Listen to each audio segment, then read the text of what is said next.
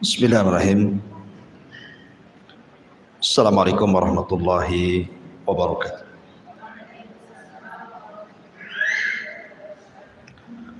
Alhamdulillah wassalatu wassalamu ala Rasulillah wa ala alihi wa sahbihi wa mawalah wa la hawla wa la quwwata illa billahi wa ba'd. Qala Allah azza wa jalla ya ayyuhalladzina amanu taqullaha haqqa tuqatih wa la tamutunna illa wa antum muslimun, amma ba'd. Baik, kita lanjutkan kajian kita, masih membahas tafsir dari Juz Amma, dan pagi ini kita akan membahas surah Al-A'la, suratul A'la. Berdasarkan tartib Al-Quran, surah Al-A'la itu adalah surat yang ke-87 dengan jumlah ayat 19, jumlah kalimat 72, kemudian jumlah huruf 293.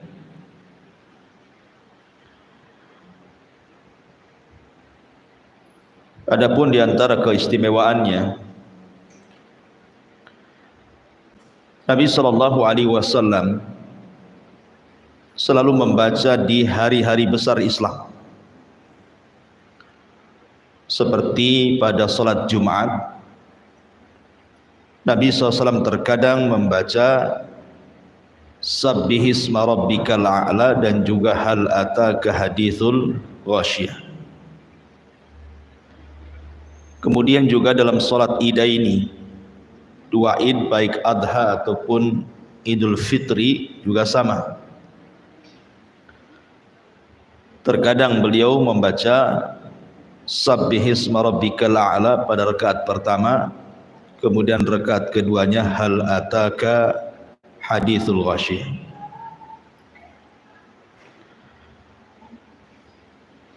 Bahkan salat yang terakhir dilakukan Nabi SAW sebelum wafatnya, salat maghrib, maka beliau membaca pada rakaat pertama Sabbihisma rabbikal a'la, dan rakaat kedua Qul ya ayyuhal kafirun. Begitu juga hadis tentang Mu'adz bin Jabal yang sering saya sampaikan, ketika dia mengimami kaumnya kemudian membaca surah Al-Baqarah, tiba-tiba salah satu makmumnya keluar karena kepanjangan, akhirnya melaksanakan sholat sendirian. Jadi niatnya dirubah, yang tadinya jadi makmum akhirnya sholat sendiri, menyelesaikan sendiri, tidak ikut Mu'adz sebagai imam. Maksudnya Mu'adz tetap baca Al-Baqarah, tapi dia ruku sendiri gitu ya, kemudian sujud sendiri sampai selesai, kemudian pergi ya, sehingga Mu'adz bin Jabal kemudian menganggap dia munafik karena dia menyelesaikan sholatnya sendiri tanpa mengikuti imamnya Mu'adz. Sampailah perkara ini kepada Nabi SAW. Kemudian yang disalahkan Mu'adz bukan orang yang ini. Kata Rasul, afattanu ya Mu'adz, Mu'adz, kau mau buat fitnah ya? Kalau engkau sholat dan jadi imam itu tengok-tengok ke belakang. Boleh jadi di belakang itu ada orang yang punya hajat, ada orang yang enggak mampu karena sakit, dan begitu seterusnya. Kalau engkau sholat, maka salah satunya surat yang dianjurkan Rasul, bacalah Sabbihisma rabbikal a'la. Lah ketika itu Mu'adz sedang sholat apa? Isya. Makanya disunahkan sholat Isya itu salah satu surat yang dibaca adalah Sabbihisma rabbikal a'la.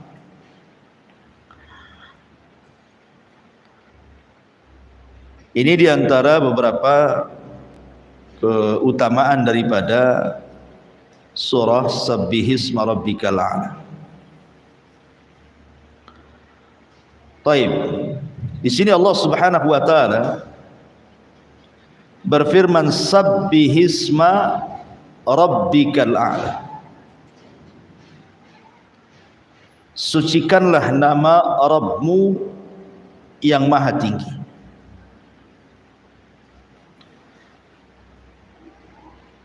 Kalimat sabbih, sabbih itu artinya kita disuruh oleh Allah Subhanahu wa taala untuk mensucikan Allah dari 3 perkara. Pertama, dari setiap kekurangan. Yang kedua, dari setiap cacat. Yang ketiga, dari kesyirikan. Jadi 3 perkara ini harus disucikan dari Allah. Bahwa nama dan sifat Allah Subhanahu wa taala itu tidak ada yang kurang. Semua sempurna. Kemudian yang kedua, nama dan sifat bagi Allah itu tidak ada yang cacat. Semua indah. Kemudian yang ketiga, kita disuruh membersihkan Allah dari segala sekutu.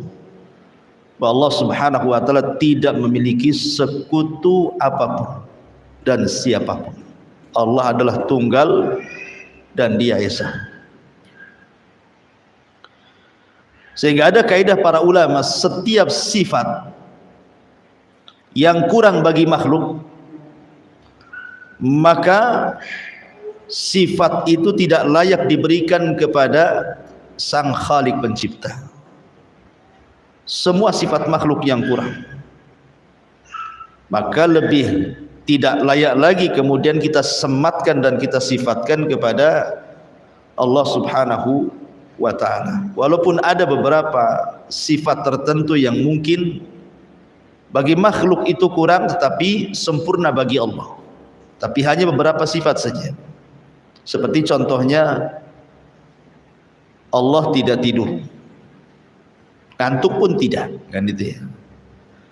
Tapi bagi manusia, orang yang tidak tidur dan ngantuk itu tidak sempurna.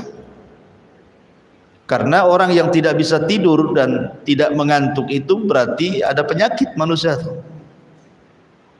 Tapi bagi Allah Subhanahu wa taala justru tidak mengantuk dan tidak tidur itu sifat sempurna bagi Dia.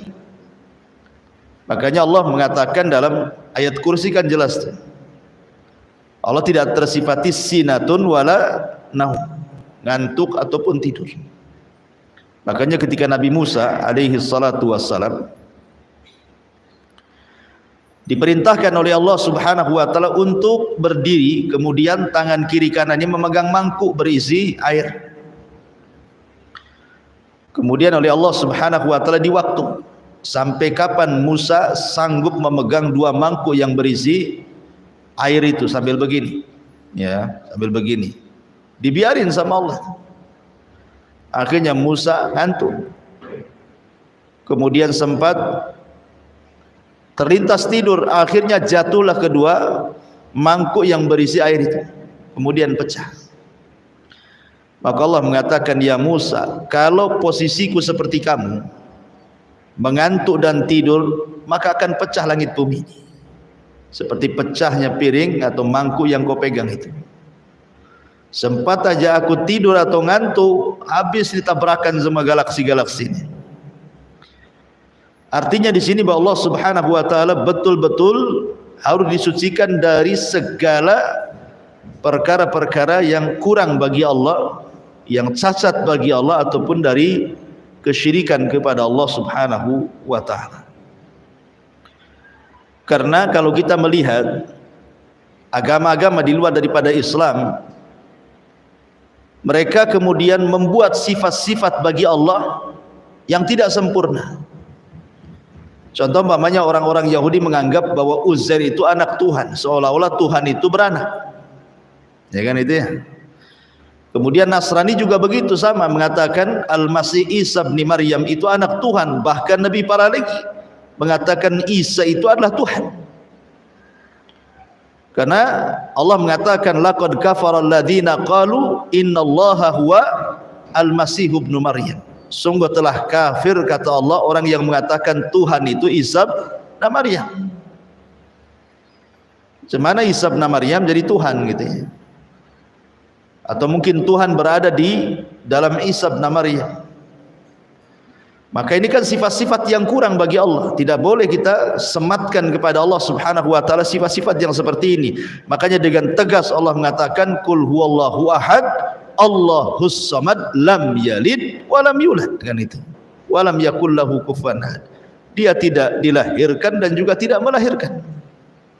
Karena sifat itu sifat kurang bagi Allah.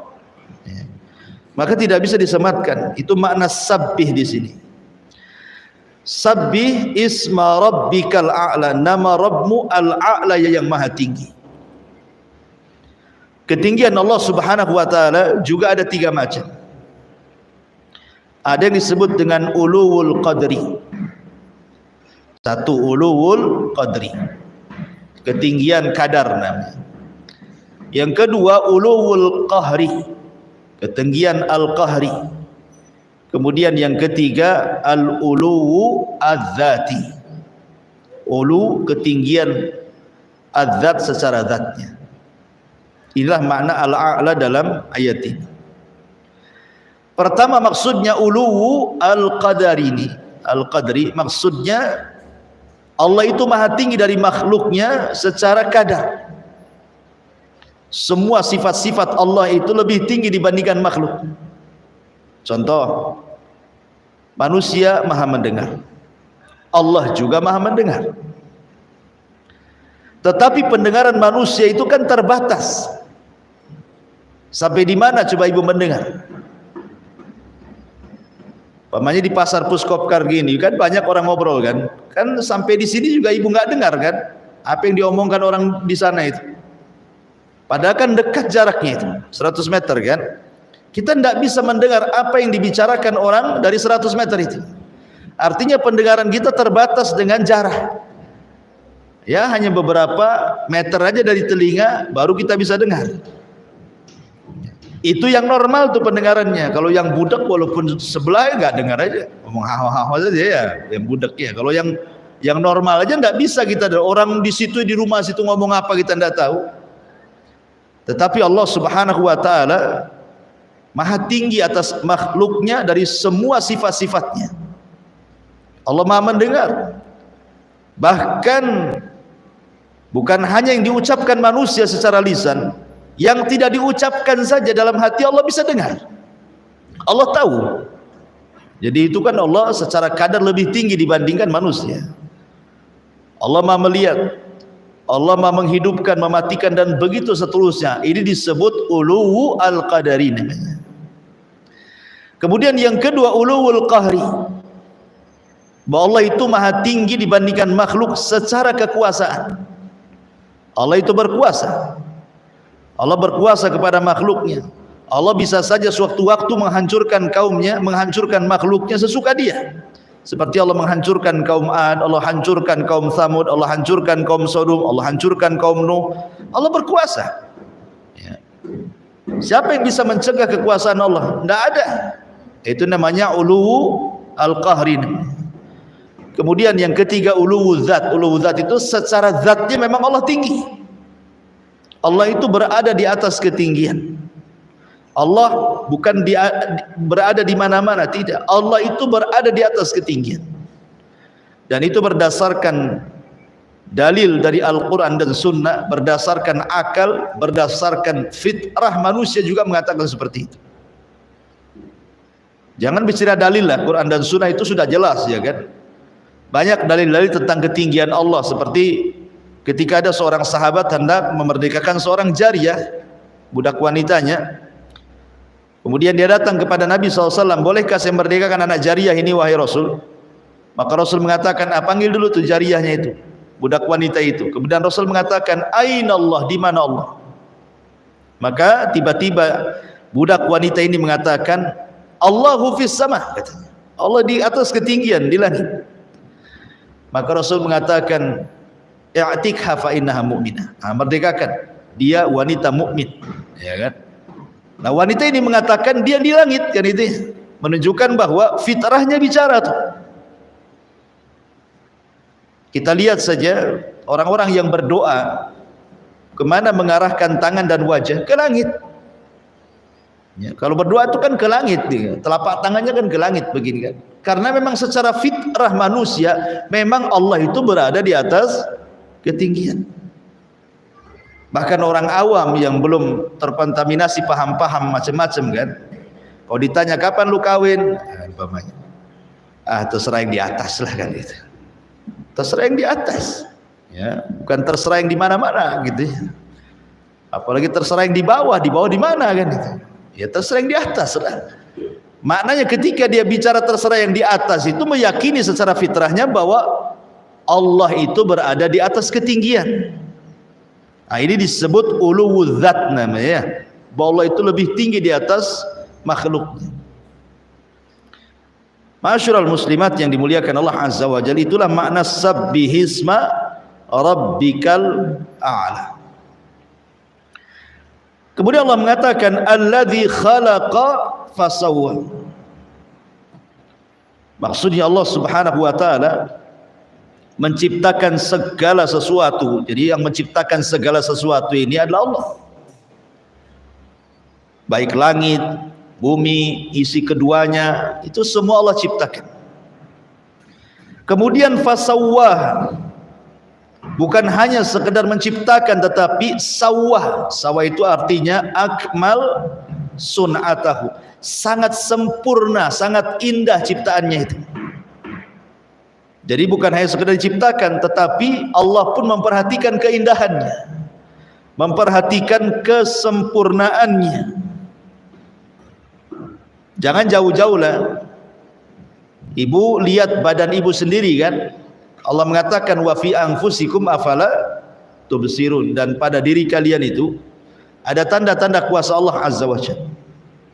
Allah menciptakan manusia itu fi ahsani taqwim kan, dalam bentuk yang sebaik-baik bentuk, lebih baik dibandingkan binatang, lebih baik dibandingkan jin, lebih baik dibandingkan tumbuh-tumbuhan. Jadi Allah itu bukan hanya sekedar menciptakan manusia saja, tetapi juga memperindah manusia. Ciptanya itu diperindah, disempurnakan betul-betul ya, sehingga dibedakan di antara makhluk yang lainnya. Makanya Allah Subhanahu wa taala mengatakan laqad khalaqnal insana fi ahsani taqwim, kan itu ya. Dan sungguh kami telah ciptakan manusia itu dalam bentuk sebaik-baik bentuk. Sebaik-baik bentuk ini, bagaimana Allah Subhanahu wa taala bisa meletakkan anggota badan itu sesuai dengan hajat manusia coba. Allah letakkan kepala di atas dengan perlengkapannya, mata, telinga, hidung, lisan gitu ya, semua di kepala. Dan itu di depan gitu ya. Coba kalau seandainya di atas sini nih kepalanya ibu ngadep ke langit, gimana kalau hujan tuh? Mungkin hari-hari kebesekan gitu ya. Tetapi kan Allah luar biasa menempatkan sampai kedua tangan. Kedua tangan loh, kiri kanan kok sama panjangnya. Jari-jarinya lo sama panjangnya. Nggak ada panjang sebelah, nah semua sama. Kalau panjang sebelah berarti cacat lah orang itu. Maksudnya kita bicara tentang yang normal, umumnya manusia kan. Dua telinga sama gitu ya, baik dari segi bentuk ataupun pendengaran sama itu. Yang ini dengarnya gitu juga, yang ini dengarnya gitu juga, sama juga dengarnya. Nggak yang satu umpamanya ada orang menangis, kata yang telinga sebelah enggak itu lagi tertawa katanya. Yang satu enggak lagi menangis, mana ada satu suara kemudian lain-lain dua telinga ini dengarnya. Tidak juga, tetap aja kan satu suara. Begitu sempurnanya Allah Azza wa Jalla, luar biasa. Itu maksudnya alladzi khalaqa fasawwa. Kemudian Allah mengatakan walladzi qaddara fahada. Walladzi qaddara fahada. Maksudnya walladzi qaddara likulli makhluqin wadhifatahu wa ghayatahu fahadahu ila ma khalaqa li ajlihi wa alhamahu ghayata wujudihi wa qaddara lahu ma yuslihuhu muddata baqaihi wa hadahu ilaihi aidan. Kata ulama tafsir, maksudnya walladzi qaddara fahada, dan yang telah memberikan kadar dan memberikan petunjuk. Maksudnya Allah Subhanahu wa taala memberikan kepada manusia itu bagaimana cara memberikan rizki masing-masing. Kan tidak sama ya, orang bekerja kan tidak sama. Ada yang memang ditakdirkan dia jadi pedagang. Pedagang saja macam-macam. Ya, ada pedagang bumbu, ada pedagang kain, ada pedagang cilok, macam-macam kan. Pedagang saja berbagai macam-macamnya. Ada yang jadi pegawai saja macam-macam. Ya. Jadi macam-macam orang itu diberikan pekerjaan oleh Allah Azza wa Jalla.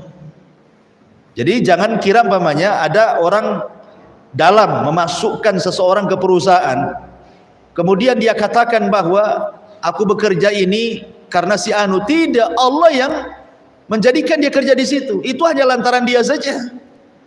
Jangan menasabkan kemudian nikmat kepada selain Allah, itu jadi kufur nikmat jadinya. Jadi kita katakan kalau bukan karena Allah kemudian orang ini tentu saya tidak kerja di sini, kan begitu bahasanya. Ya. Jadi semua pekerjaan itu Allah yang takdirkan semuanya. Kadar pekerjaan ada yang di tani gitu ya. Memang dia khusus ladang, sawah. Ada yang di laut dia nelayan, ada yang darat seperti bangunan dan begitu seterusnya. Itu disebut qaddarna.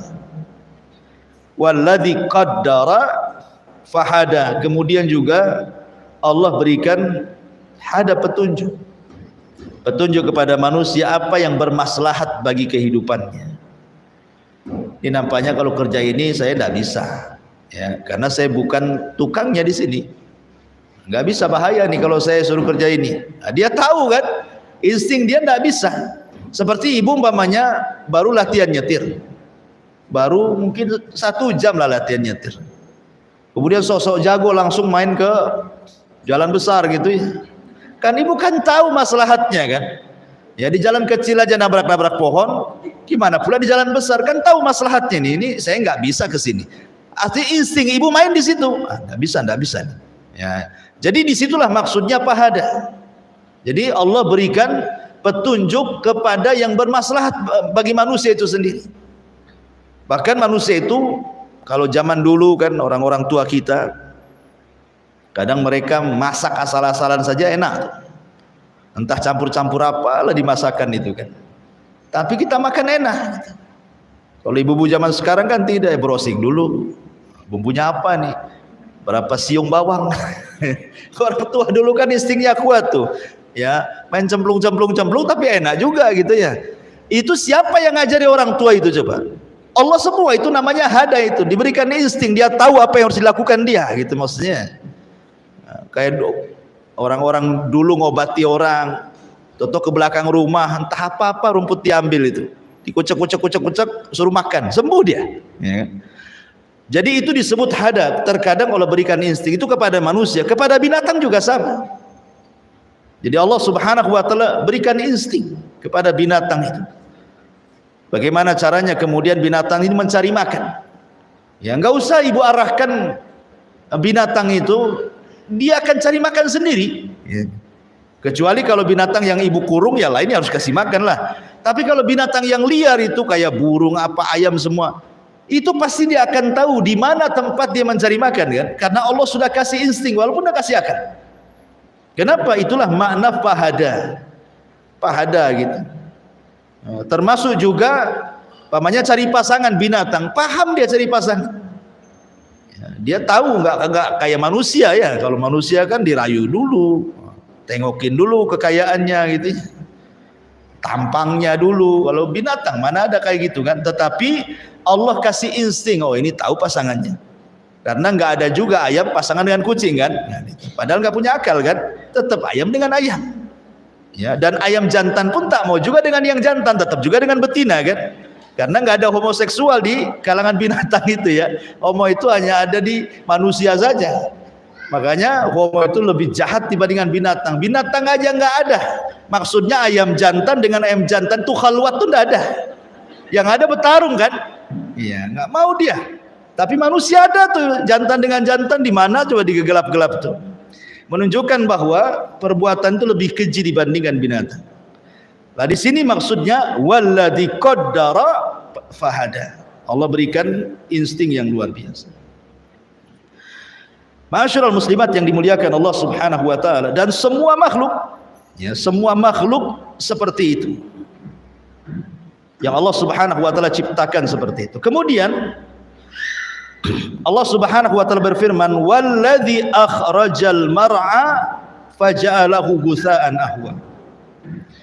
Dan yang menumbuhkan rerumputan lalu dijadikannya rerumputan itu kering kehitam-hitaman. Semua makhluk tidak ada yang kekal.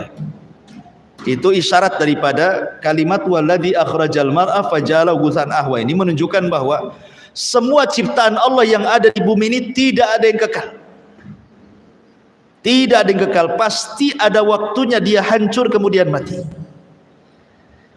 Ibu nanam bibit cabai, mulai dari bijinya taruh di pot gitu ya. Kemudian muncullah itu.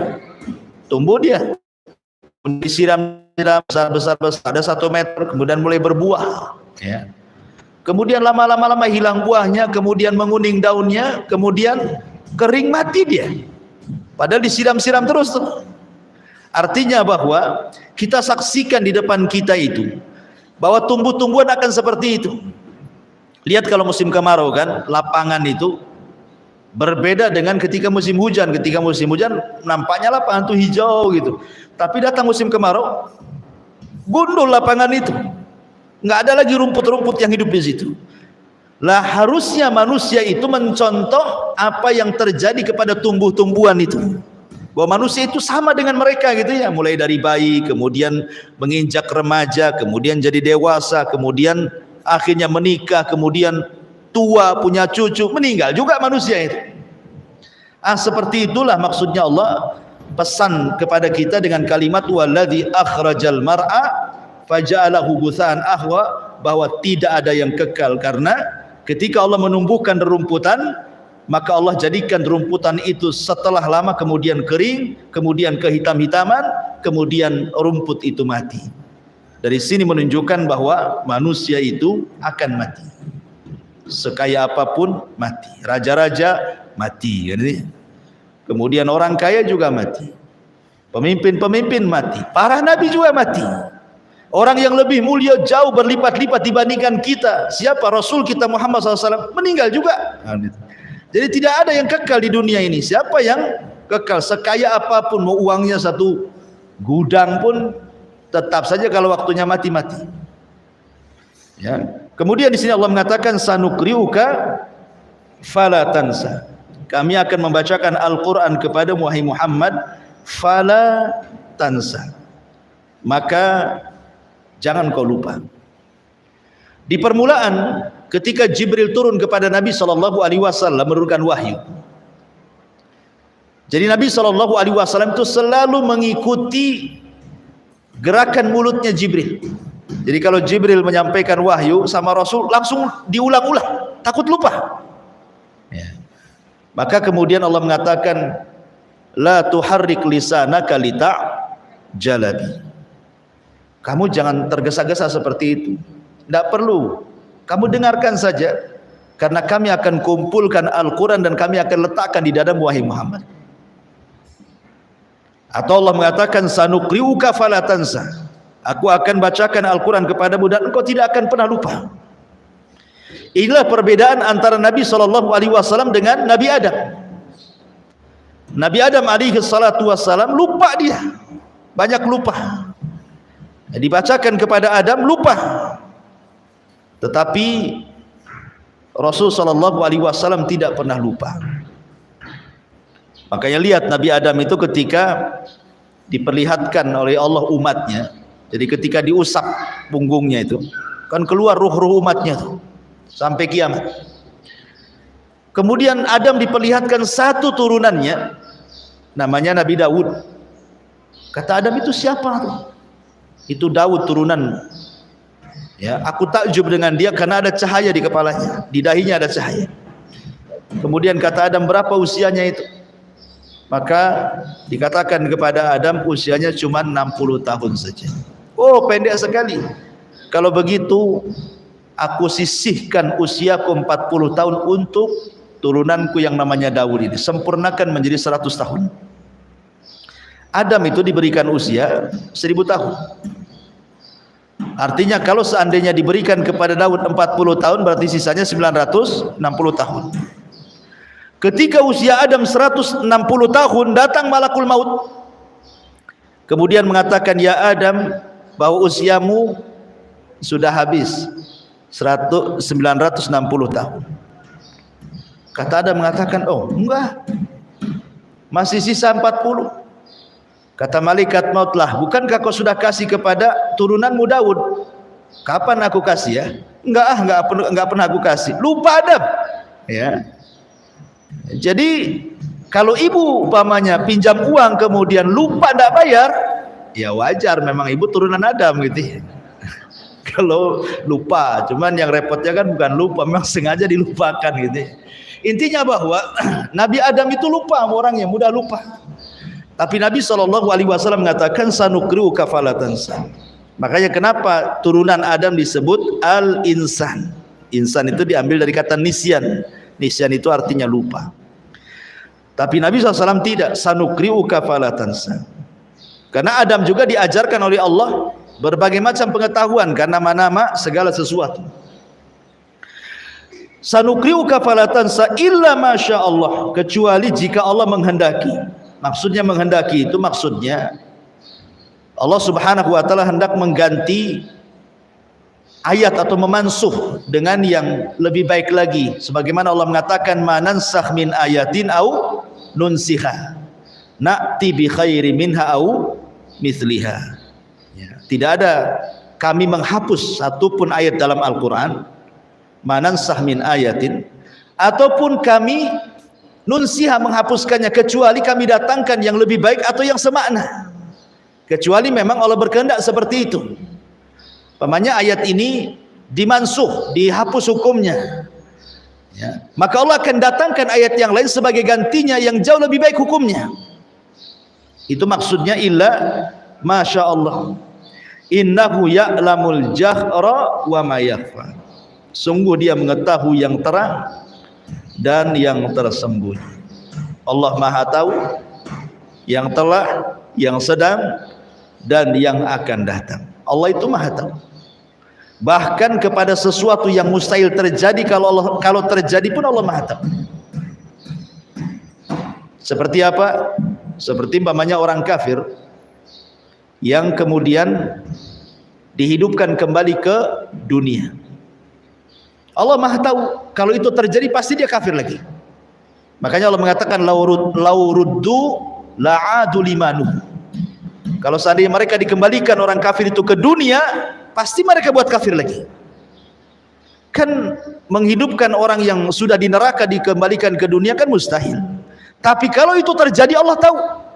Buktinya Allah mengatakan lauruddu la'adu limanuhu. Kalau mereka dikembalikan ke dunia pasti kafir lagi, kan itu ya. Menunjukkan bahwa kepada sesuatu yang mustahil terjadi, kalau terjadi saja pasti tahu. Dan ini alasan yang disebutkan para ulama kenapa orang kafir itu dikekalkan di neraka. Coba, masa dosa 60 tahun kemudian masuk neraka sama sekali tidak keluar dari neraka? Bagaimana ini?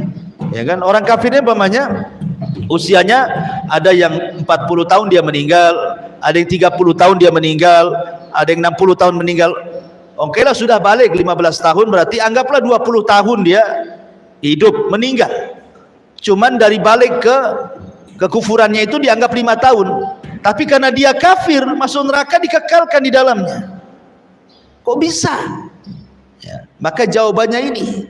Jawabannya, sebab kalau seandainya orang kafir yang mati itu yang masuk neraka dikembalikan ke bumi, pasti dia kafir lagi. Bukannya tobat, pasti kafir lagi. Maka sebab itulah kenapa orang kafir dikekalkan gitu maksudnya.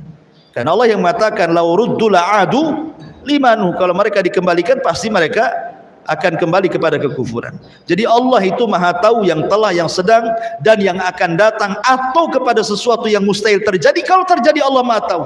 Allah maha tahu yang terang, Allah maha tahu yang tersembunyi, bahkan yang ada di dada setiap manusia Allah tahu. Bahkan di kegelapan malam, daun yang jatuh itu Allah maha tahu berapa yang jatuh, jam berapa, detik berapa, Allah maha tahu semuanya. Jadi Allah itu maha tahu, ya'lamul jahra wa ma yakhfa. Kemudian Allah mengatakan wa nuyassiruka lil yusra, dan kami akan memudahkan bagimu ke jalan kemudahan. Maksudnya syariat-syariat yang Allah Subhanahu wa taala berikan kepada agama kita, agama Islam yang dibawa Rasul itu adalah syariat yang mudah. Syariat yang mudah sekali. Jangan mempersulit, karena Islam itu syariat mudah.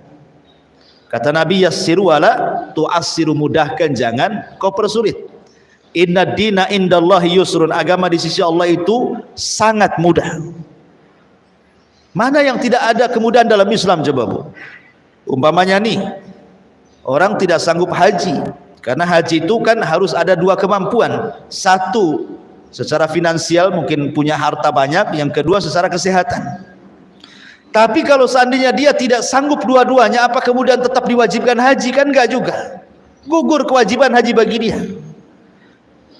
Jangankan dua-duanya tidak sanggup, satu saja tidak sanggup, gugur. Pamannya uangnya satu gudang, uang semua, tidur dengan uang dia. Tapi dia setruk, macam mana hajinya? Tak mungkin kemudian kita bawa setruk-setruk ke sana, matilah sampai di sana. Artinya walaupun punya uang, setruk, tidak bisa haji dia. Atau sehat, Masya Allah sehat, ya, tapi pengangguran, banyak hutang, macam mana mau haji? Itu bayar hutangnya nggak bisa. Dan tidak mungkin pula jalan kaki dari sini kan.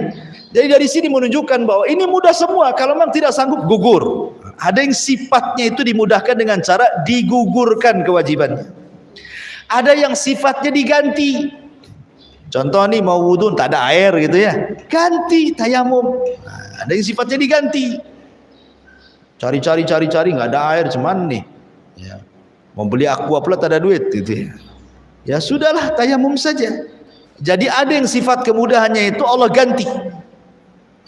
Atau ada yang sifat kemudahannya itu Allah Subhanahu wa taala suruh kurangi. Umpamanya ibu ketika safar, ya masyaqqah, banyak keberatan, ya sudahlah, Allah Subhanahu wa taala berikan keringanan, sholatnya dari 4 rakaat jadi 2 rakaat. Allah kurangi itu. Dari 4 jadi 2, kan enak jadinya ya. Kemudian bisa dikosor lagi. Sudah duhur 2 rakaat, asar 2 rakaat, dikosor, jamak, dua-duanya boleh ketika safar. Itu semua kemudahan. Bahkan ada yang kemudian seseorang kalau lagi puasa kemudian safar tidak sanggup, boleh batal puasanya. Wanita hamil, wanita menyusui ketika puasa, boleh dia tidak puasa, tetapi diqadha gitu ya. Kalau orang tua tidak sanggup puasa, kan nggak bisa dia puasa, suruh bayar fidyah gitu ya. Jadi Islam itu semua mudah, tidak ada yang sulit. Yang sulit itu kita, bukan Islamnya ya. Kitanya yang malas sholat jadi sulit jadinya. Kalau kita amalkan, tidak ada yang sulit bagi Islam itu. Makanya jelaskan kepada Islam itu, kepada orang lain tentang Islam itu dari sisi kemudahan. Saya pernah berdakwah di Anambas Bu. Di Anambas itu ada masjid khusus, Masjid Kuning, itu khusus mu'alaf, yang bangun pun orang-orang mu'alaf di situ. Jadi saya pernah dakwah di masjid itu para mu'alaf banyak di situ. Jadi cerita Ustaz, sebenarnya banyak loh kawan-kawan saya yang mau masuk Islam itu. Jadi saya tanya, kenapa mereka tidak masuk Islam seperti bapak-bapak? Kendalanya cuma satu Ustaz katanya, mereka takut sunat katanya. Itu sih. Mereka takut sunat, nggak mau masuk Islam. Kesannya itu, maksudnya ya, kesannya itu bahwa syarat masuk Islam itu harus sunat, kan begitu artinya kan. Harusnya kan masuk aja dulu, suruh syahadat dulu, jangan suruh sunat dulu ya, suruh syahadat dulu ya. Habis syahadat, nanti betul-betul dapat hidayah hatinya, nanti dia tidak akan takut lagi. Kalau sudah sadar kan dia hilang takutnya, karena memang itu kewajiban disunat untuk syarat sahnya sholat, biar tidak membawa najis kan gitu ya. Tapi pertama kali jangan disinggung itu. Kalau memang mereka takut di situ, jangan disinggung di situ dulu kan gitu. Nah, makanya Rasul mengatakan yassiru wala tu'assiru, basyiru wala tunafiru. Kata Nabi kepada Mu'ad ketika mengirim ke Yaman, kamu Mu'ad kalau di Yaman berdakwah, mudahkan, jangan kau persulit, kasih kabar gembira, jangan kau buat lari. Nah gitu maksudnya. Dalam berdakwah saja, wa nuyassiruka lil yusra, dan kami akan memudahkan bagimu ke jalan kemudahan. Fadzakir in nafa'atiz dzikra. Oleh sebab itu berikanlah peringatan, karena peringatan itu bermanfaat. Ada dua penafsiran. Maksudnya apa? Fadzakir in nafa'atiz dzikra. Maksudnya adalah berilah peringatan sekiranya dengan memberi peringatan ada manfaatnya, sampaikan. Ini satu penafsiran. Jadi maksudnya begini Bu, pamannya ibu punya saudara, tahu ini sudah sering dinasihati, tapi tidak pernah mengambil manfaat dari nasihat kita. Tidak perlu dinasihati lagi lah, karena saya sudah tahu itu. Kalau saya nasihati memang tidak ada manfaatnya. Itu makna penafsiran yang pertama. Jadi berilah peringatan, jikalau menurut ibu memberikan peringatan kepada dia ada manfaatnya, lakukan. Kalau tidak ada manfaatnya, tidak usah. Ya, buat sariawan aja capek-capek. Ini satu penafsiran. Penafsiran yang kedua, fadzakir in nafa'atiz dzikra, maksudnya berilah peringatan karena setiap peringatan itu pasti ada manfaatnya. Mau nerima enggak nerima, kasih peringatan, pasti ada manfaatnya. Mungkin tidak manfaat bagi dia, manfaat di sekitarnya. Tidak manfaat di sekitarnya, manfaat juga kepada kita, dapat pahala kan? Yang menyampaikan peringatan manfaatnya balik kepada kita juga gitu. Nah, itu makna yang kedua. Maksudnya fadzakir, berilah peringatan in nafa'atiz dzikra, karena setiap peringatan itu pasti ada manfaatnya. Contohnya umpamanya Allah memerintahkan siapa? Musa dan Harun berdakwah kepada siapa? Kepada Firaun yang ngaku Tuhan. Padahal Firaun juga tidak mengambil peringatan dari Musa kan, tetap aja dia mati kafir. Si Firaun itu yang malah menentang Musa. Nah, jadi ada dua penafsiran. Penafsiran yang pertama saya ulang, berilah peringatan jikalau dalam memberi peringatan itu ada manfaatnya. Kalau enggak ada ya enggak usah. Ini satu penafsiran. Penafsiran yang kedua, sudah kasih aja peringatan, pasti nanti ada manfaatnya juga gitu ya. Itulah fadzakir inna fa'atiz dzikra. Dan Nabi SAW ini kan perintah kepada Nabi awalnya, fadzakir wahai Muhammad, berilah peringatan.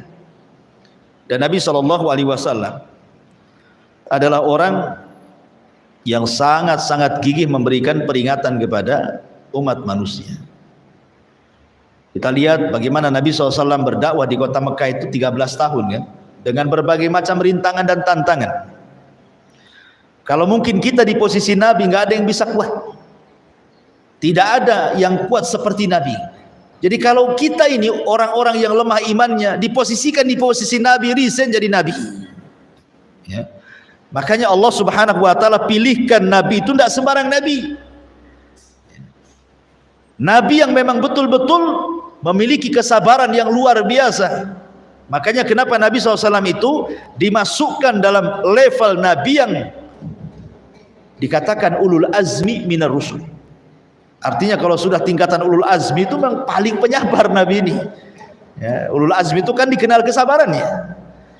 Lihat Nabi ketika berdakwah kepada penduduk Taif kemudian ditolak, dilempari kan, malaikat Jibril kan bawa tuh dua malaikat penjaga bukit Taif itu dan mengatakan, ya Muhammad, saya ini bawa dua malaikat yang jaga bukit Taif katanya. Tinggal kau perintahkan sama dia, nanti dia angkat tuh bukit Taif. Mana-mana orang yang sudah menghinamu nanti akan dihempaskan dengan bukit itu. Coba Bu, ya, kalau ibu di posisi Nabi yang disakiti, paling jawabannya ialah hempaskan aja lah. Kurang ajar pula kan itu. Sakit hati juga saya di sana. itu kalau kita kan. Tapi Nabi mengatakan jangan, tidak perlu. Kata Nabi SAW, Allahumma hdi biqaumin fa innahum la ya'lamun. Tidak perlu, ya Allah berikan hidayah saja kepada mereka. Mereka itu melakukan kekerasan kepadaku karena enggak tahu saja siapa saya. Kalau mereka tahu saya Nabi, tidak mungkinlah mereka melakukan seperti ini. Ya, kemudian Rasul mengatakan, boleh jadi kalaupun mereka hari ini kufur, anak-anak mereka ada yang beriman kepada Allah. Jadi Nabi SAW tidak melihat generasi sekarang. Sebab kalau seandainya kemudian Rasul mengatakan kepada malaikat bukit itu, timpakan saja, mati semuanya, nggak ada turunannya. Tapi dengan Nabi SAW mendoakan mereka, boleh jadi bapaknya nggak ada yang beriman, tapi saya berharap anak-anaknya ada yang menyembah Allah. Jadi Nabi melihat panjang ke depan gitu ya, panjang ke depan. Makanya orang-orang tua zaman sekarang kan lihat seperti itu juga kan. Ada yang mungkin orang tuanya garong, itu maling, ya jahat, tapi kan dia berpikir janganlah anak saya seperti diri saya kan itu. Tetap saja dia disekolahkan, disuruh ngaji. Ibunya, padahal ibunya masih pakai rok mini, ngantar anaknya ke pengajian Nurul Hidayah kan, nggak boleh jadi. Nah, yang seperti itu enggak apa-apa, biarin aja. Nanti anaknya didoktrin tuh, nanti anaknya dakwah ibunya kan. Kalau kita tidak bisa secara langsung, secara lisan, anaknya aja kita jadikan alat nih.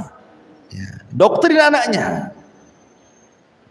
Jangan pula anaknya diarahkan, bilang ya sama ibumu, bukan begitu.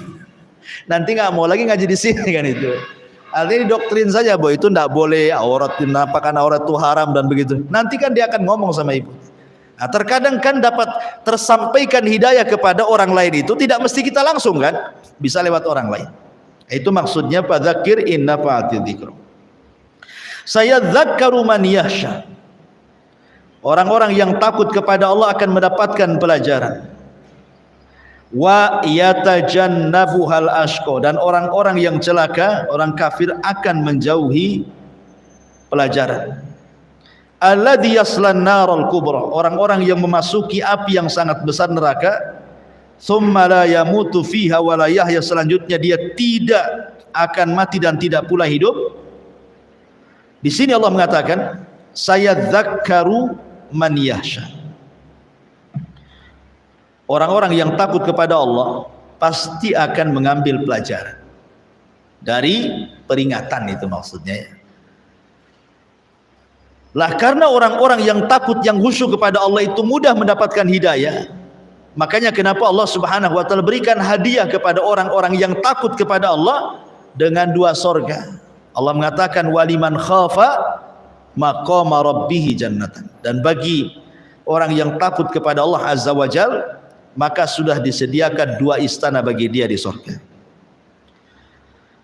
Kemudian wa yatajannabuhal ashqa, dan orang-orang yang celaka, orang kafir pasti akan menjauhi peringatan. Dari 2 ayat ini kita tahu bahwa tidak semua orang bisa kita arahkan kepada hidayah.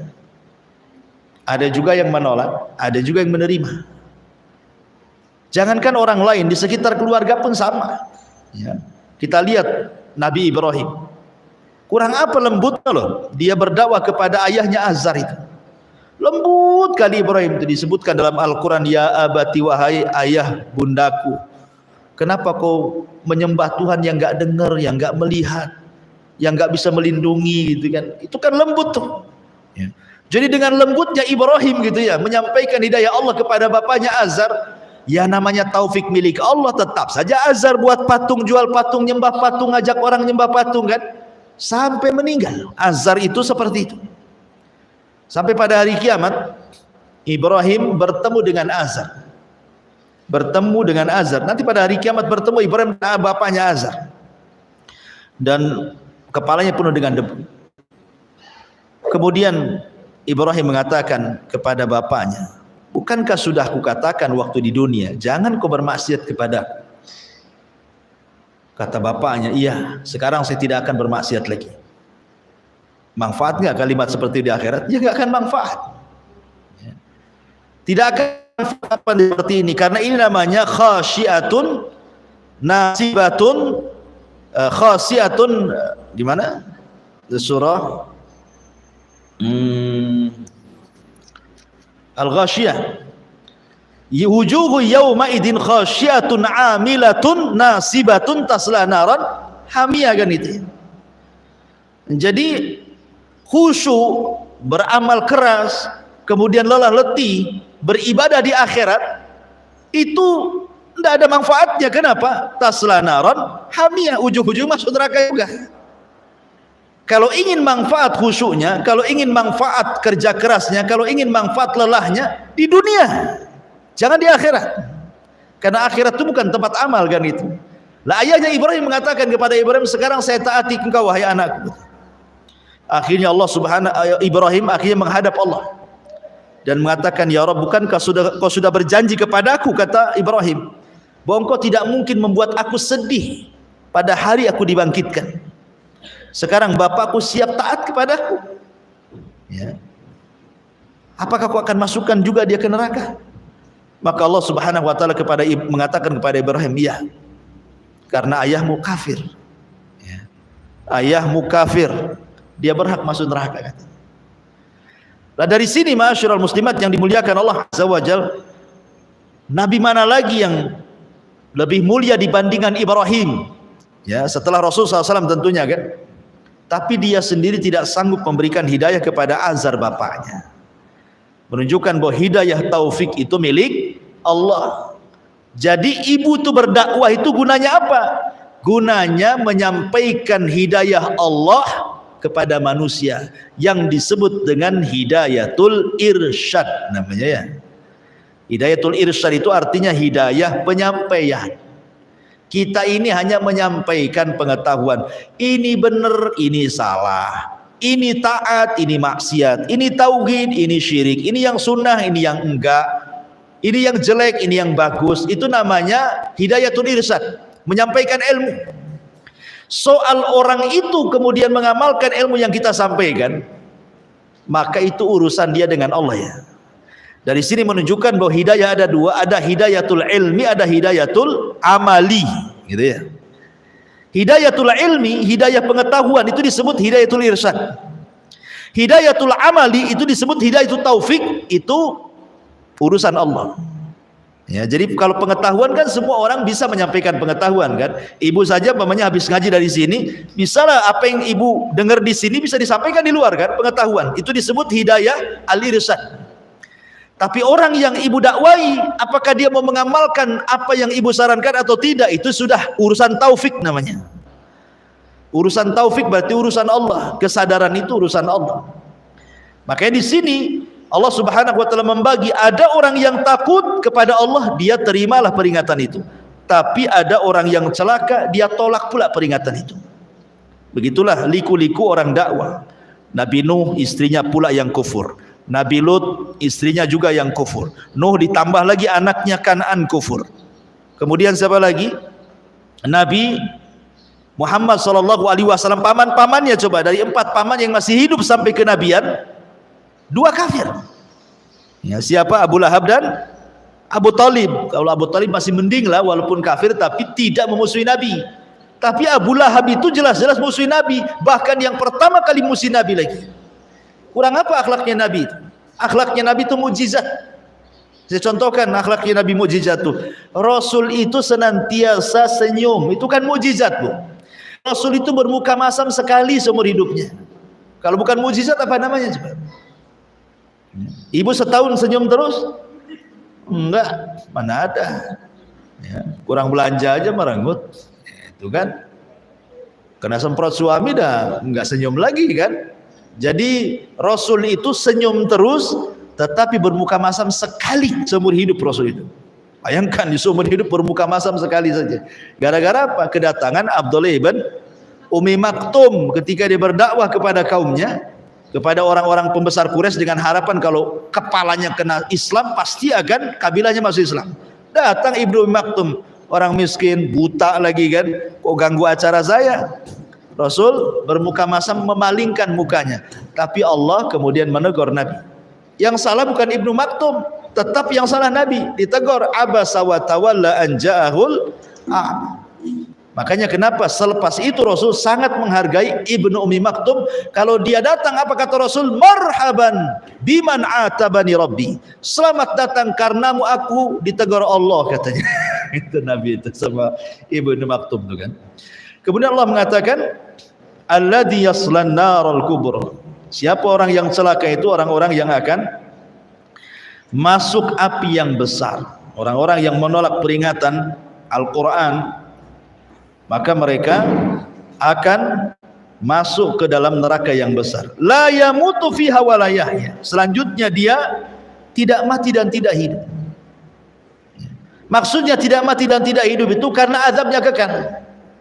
Jangankan azab neraka, contoh nih, azabnya azab kubur. Nabi SAW pernah diperlihatkan azab kubur. Ada orang diterlentangkan. Kemudian yang satunya berdiri pegang batu. Yang satu terlentang, yang satu berdiri pegang batu. Kemudian batunya dihantam-hantamkan di kepalanya sampai hancur. Kemudian setelah hancur batunya di kepalanya nih, kemudian dia pergi mengambil batu lagi. Setelah dia ngambil batu lagi, datang lagi, rupanya kepalanya balik lagi, dia bagus. Dibenturkan lagi, hancur lagi, mati lagi, pergi lagi ambil batu, datang lagi, balik lagi. Itulah maknanya di sini, la yamutu fiha wala yahya. Enggak ada kematian dan juga enggak ada kehidupan. Pokoknya habis mati dihidupkan lagi, habis mati dihidupkan lagi. Seperti surah An-Nisa contohnya, kullama nadijat juluduhum badalnahum juludan ghairaha liyadzuqul adzab. Setiap kulit mereka terkelupas karena terkena sengatan api jahanam, maka Allah kasih kulit yang baru. Terkelupas lagi, Allah kasih kulit yang baru. Terkelupas lagi, Allah kasih kulit yang baru sampai mereka merasakan azab, kata Allah. Ya, itulah makna summa la yamutu fiha wala yahya. Selanjutnya dia di sana tidak mati dan tidak pula hidup, tersiksa. Ma'asyiral muslimin yang dimuliakan Allah Subhanahu wa taala. Kemudian di sini Allah mengatakan qad aflaha man tazakka. Sungguh beruntung orang-orang yang mensucikan dirinya. Wa dzakara asma rabbih fasalla, dan mengingat nama Rabbnya lalu dia salat. Kalimat qad aflaha man tazakka, sungguh beruntung orang-orang yang mensucikan dirinya. Maksudnya di sini ai at-tathiru min kulli rijsin wa danasin. Orang-orang yang membersihkan pada dirinya setiap kotoran dan juga setiap najis. Kapan itu?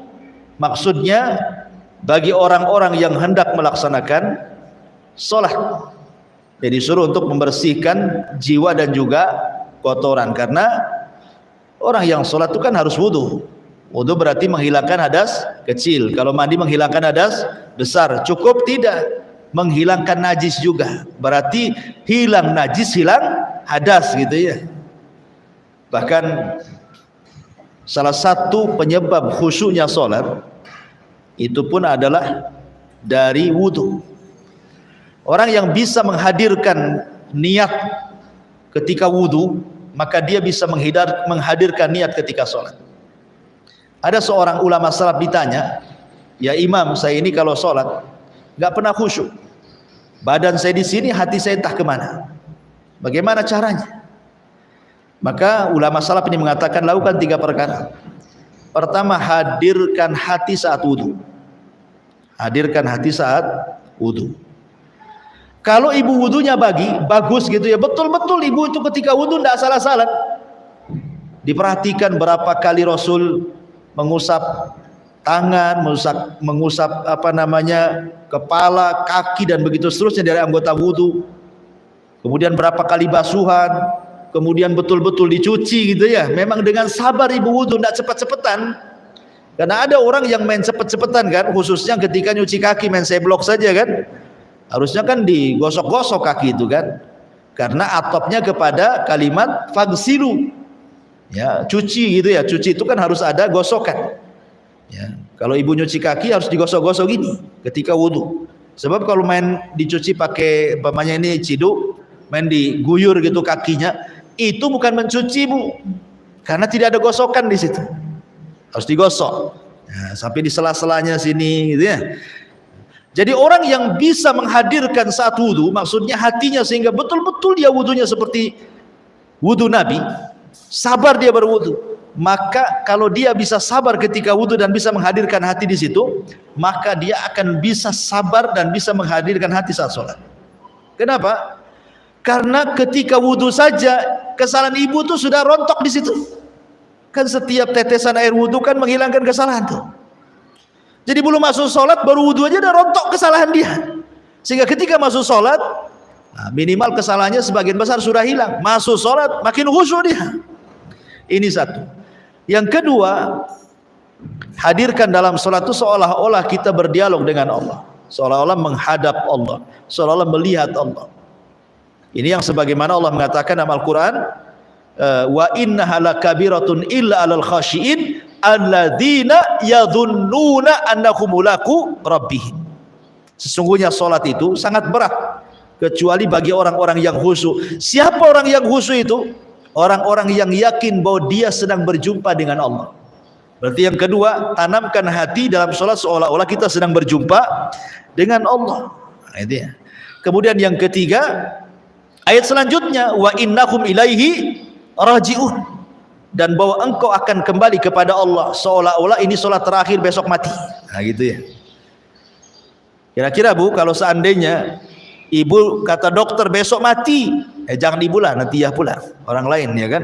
Pokoknya ada diponis seperti itu, pasti ibu kan satu hari itu akan ibadah tuh, supaya kalau besok mati betul-betul husnul khotimah, kan begitu ya.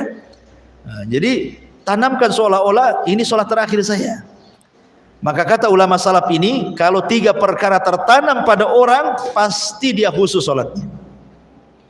Dan itulah qad aflaha man tazakka, sungguh beruntung orang-orang yang tazakka, membersihkan, maksudnya dari hadas kecil, hadas besar, karena dia hendak berzikir kepada dan sholat. Ini satu penafsiran.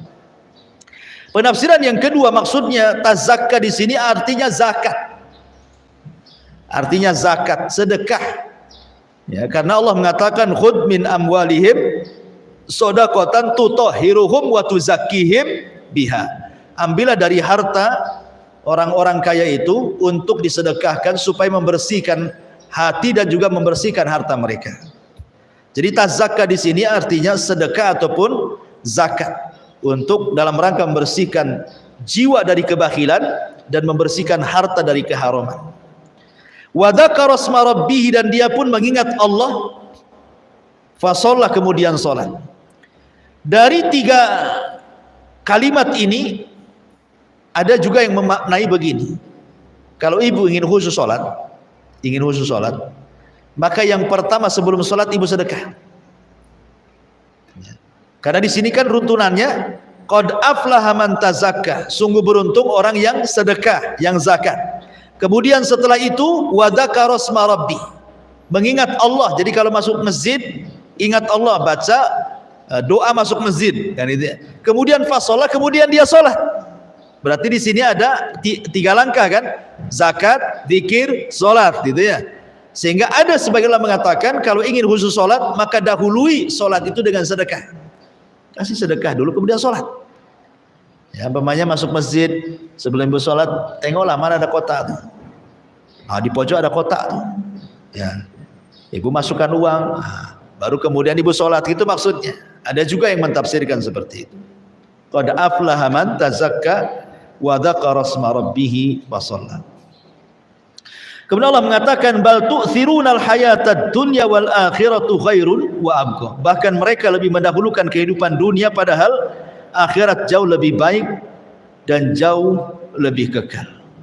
Disinilah kita diajari satu sifat yang mulia yang disebut dengan az-zuhd wal wara. Zuhud dan wara, gitu ya. Zuhud itu ada yang mengatakan meninggalkan sesuatu yang tidak bermanfaat untuk akhirat. Kalau wara, meninggalkan sesuatu yang memadaratkan untuk akhirat. Itu bedanya zuhud dengan wara. Saya ulangi, kata Ibnu Taimiyah, zuhud itu meninggalkan sesuatu yang tidak bermanfaat untuk akhiratnya. Kalau wara, meninggalkan sesuatu yang memadaratkan bagi akhiratnya. Berarti wara lebih dalam lagi dibandingkan zuhud, karena meninggalkan sesuatu yang memadaratkan bagi dia untuk akhiratnya. Kalau zuhud, kata Ibnu Taimiyah, meninggalkan sesuatu yang tidak ada manfaatnya. Inilah yang disabdakan Rasul, da'ma yaribuka ila mala yaribuka, tinggalkan yang tidak manfaat, ambil yang manfaat.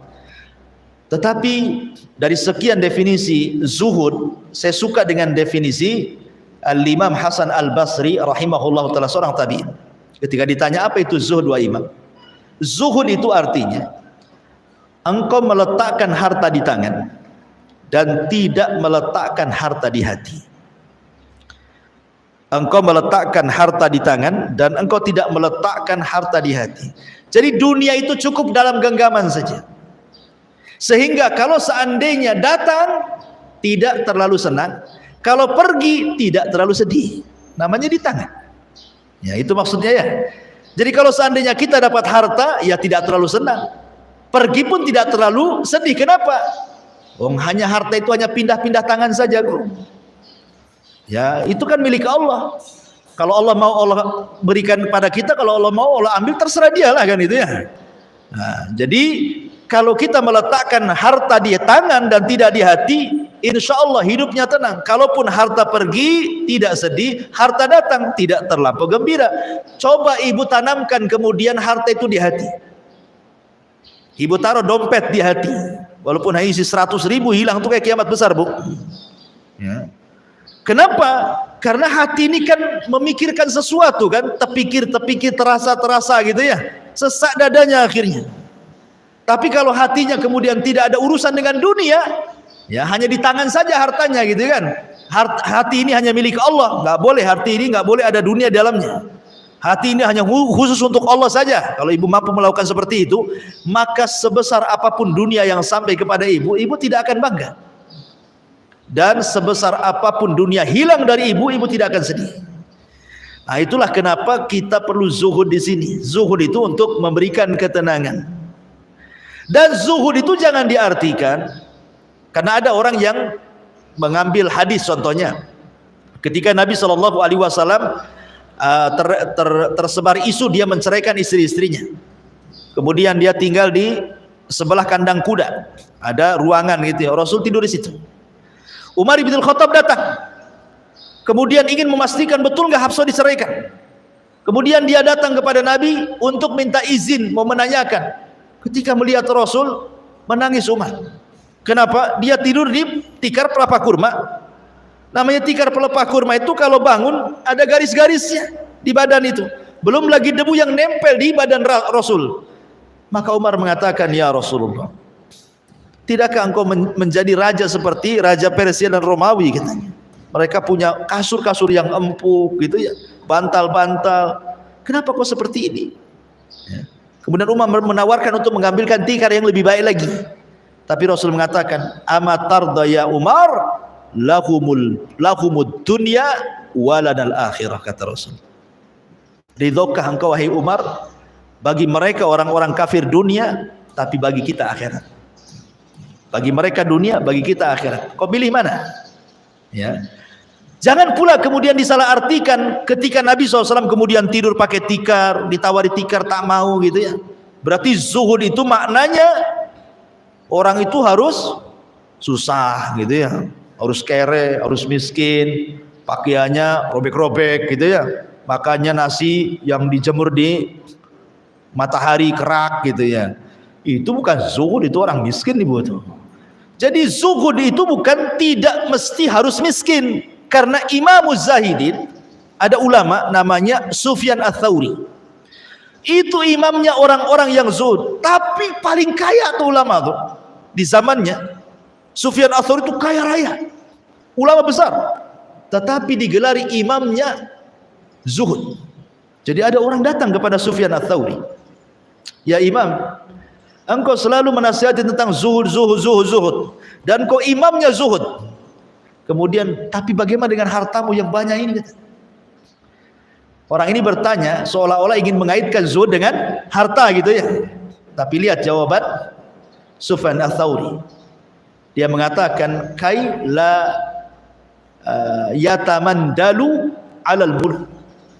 Laika kai la atamandalu alal mulk. Kata dia, kenapa saya harus kaya? Dan kenapa saya harus zuhud? Kalau saya miskin, ya, saya bisa mengambil elap kain ya, untuk mengelap kaki-kaki penguasa. Tidak mungkin kalau saya seandainya tidak kaya, apakah saya harus menjilat penguasa? Meminta belas kasihan mereka supaya diberikan uang kepada saya?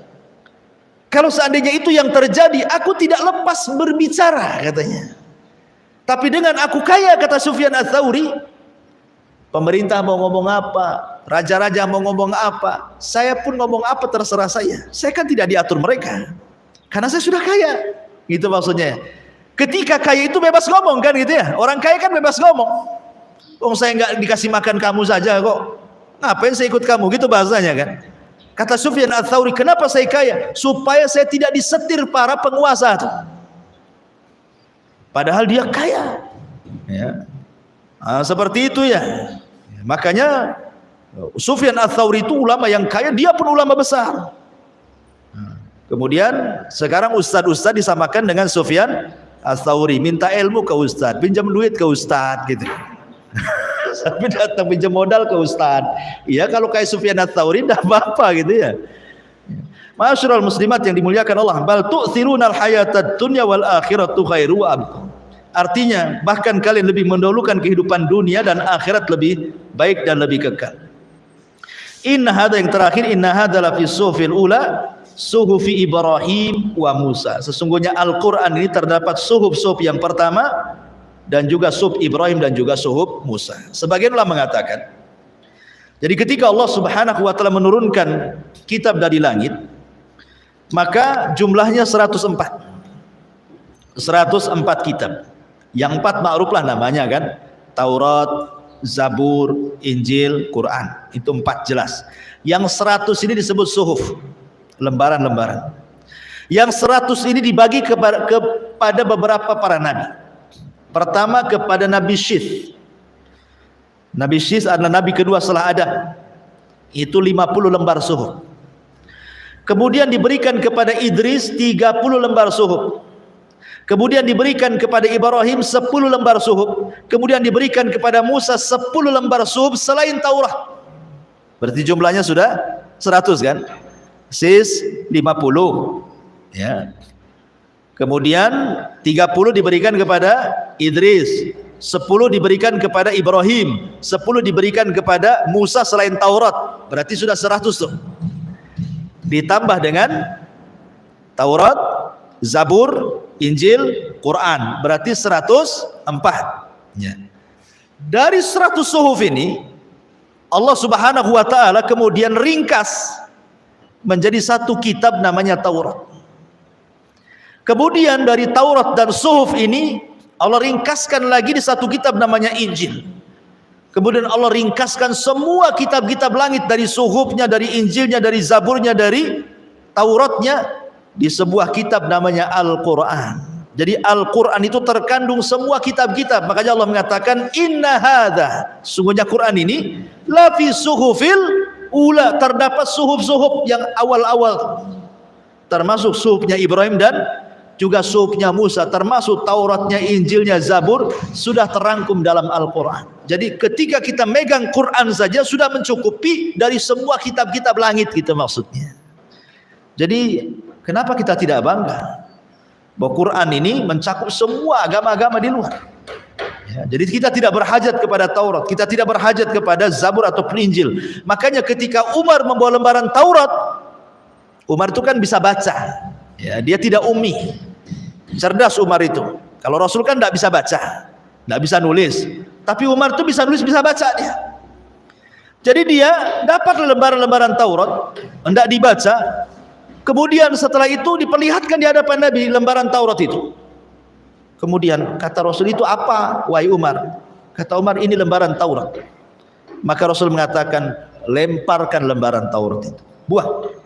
Amutahawikuna anta ya Ibnal Khattab, apakah kau sudah bingung wahai Ibnal Khattab, maksudnya Umar. Qad taraktukum alal bayda lailuha kanahariya, aku tinggalkan lo Islam terang benderang, di mana malamnya seperti siangnya. Masih kurang juga kau mau baca Taurat, katanya. Jadi kita tidak berhajat baca-baca kitab-kitab di luar itu, kecuali hanya untuk sekedar untuk membantah, bolehlah ya. Kalau untuk pengetahuan tidak perlu. Yang ada saja Quran dan Sunnah, belum kita kuasai kok sudah hebat kali mau baca Taurat, Zabur dan Injil. Ini mau apa nih? Pelajari agamanya dulu dengan benar gitu ya, dengan sangat mungkin, baru kalaupun untuk sebagai pengetahuan membaca ajaran di luar itu hanya sekedar untuk meyakinkan kita saja kepada agama kita. Tapi itu pun tidak perlu sebenarnya. Karena takutnya kena syubhat gitu maksudnya. Akhirnya membenarkan pula ajaran di luar daripada Islam. Wallahu a'lam, ini yang bisa sampaikan. Tapi sebelum saya tutup silakan kalau ingin bertanya. Ya.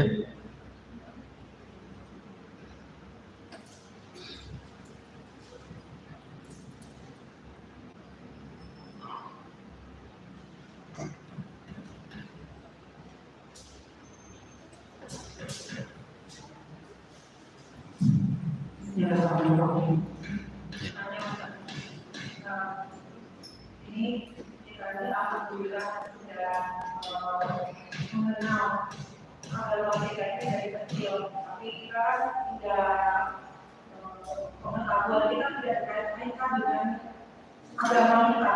Dan ini kan orang bilang agama atau pengetahuan kayak pengetahuan alam, kayak gitu. Berarti alam pelajari agama sekarang dan sungguh ternyata semuanya itu ada kaitannya.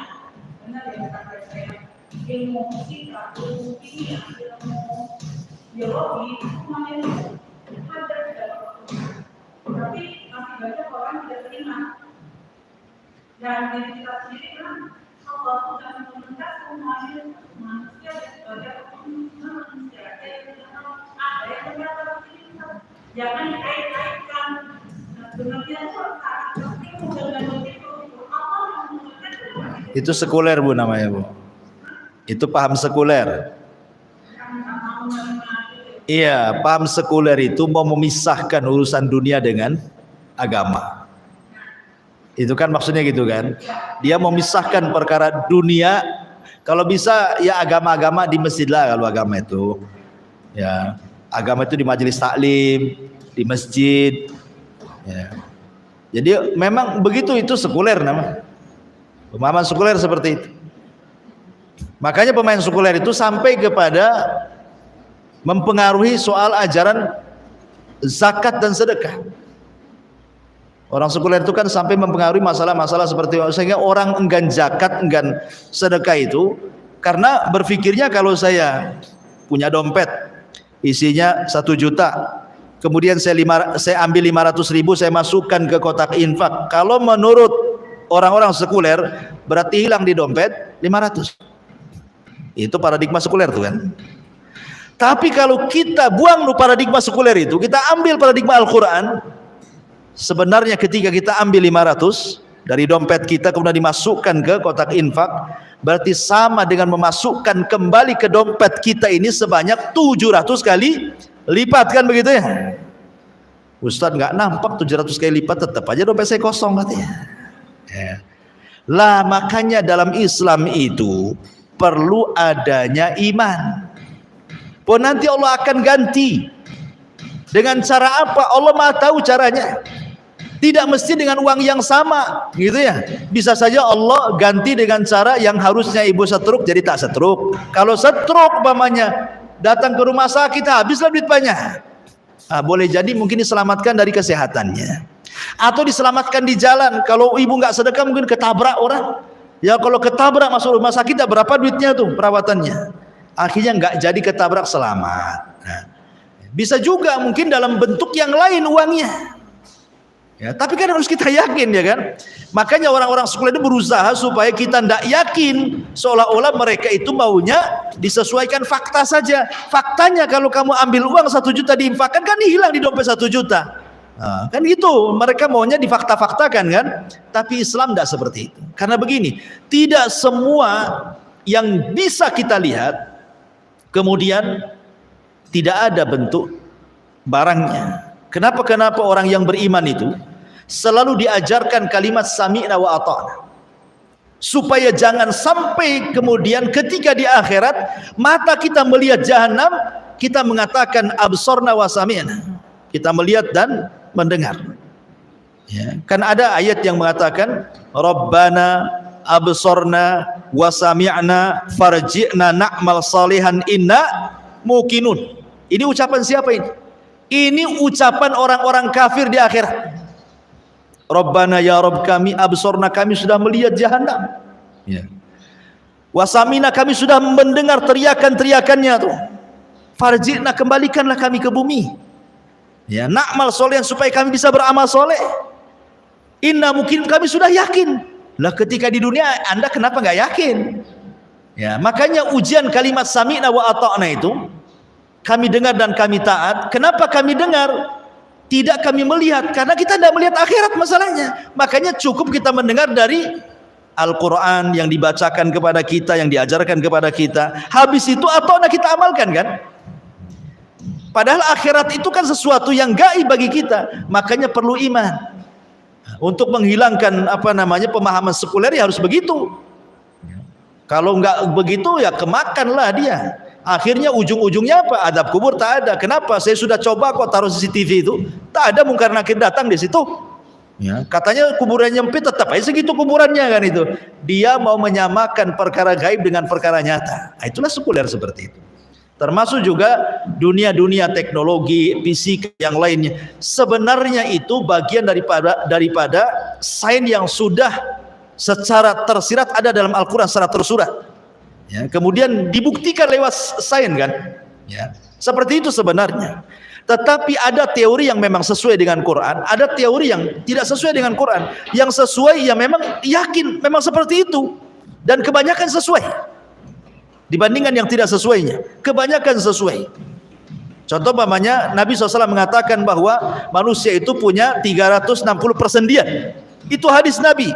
Di zaman itu belum ada dokter yang mau ngitung sendi-sendi orang itu setiap belahan-belahan kan. Nah sekarang betul-betul dihitung tuh sama dokter, ternyata sama memang 360 persendian kan. Dan Nabi itu kapan ngitungnya? Dan zaman dulu belum ada alat-alat kan. Tapi umat Islam itu tidak mesti keimanan harus terbukti dengan sains. Itu yang harus jadi catatan.